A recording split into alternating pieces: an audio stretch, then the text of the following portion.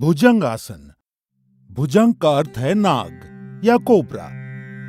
इस आसन को करते समय आपके शरीर का ऊपरी हिस्सा जमीन से ठीक उसी तरह उठा रहता है जैसे एक कोबरा अपना फन उठाए रहता है। इस आसन को करने के लिए सबसे पहले आपको मकरासन की मुद्रा में आना होगा, जिसके लिए आप जमीन पर पेट के बल लेट जाएं और अपने पैरों को एक दूसरे से दूर रखें।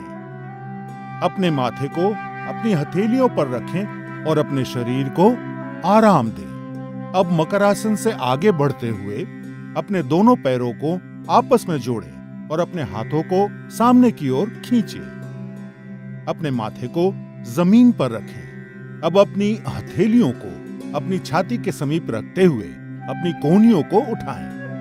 एक गहरी सांस लेते हुए और अपनी ठोड़ी को ऊंचा करते हुए अपने शरीर को नाभि के हिस्से तक जमीन से उठाएं। ध्यान रखें कि आपकी कोहनियां आपके शरीर के सीध में रहें और आपके पैर इस तरह तने हुए हो कि आपकी कमर पर अत्यधिक तनाव महसूस ना हो।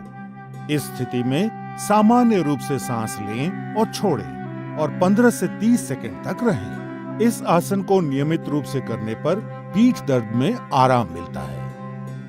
भुजंग आसन पेट की चर्बी को घटाता है और कब्ज की परेशानी से मुक्ति दिलाता है।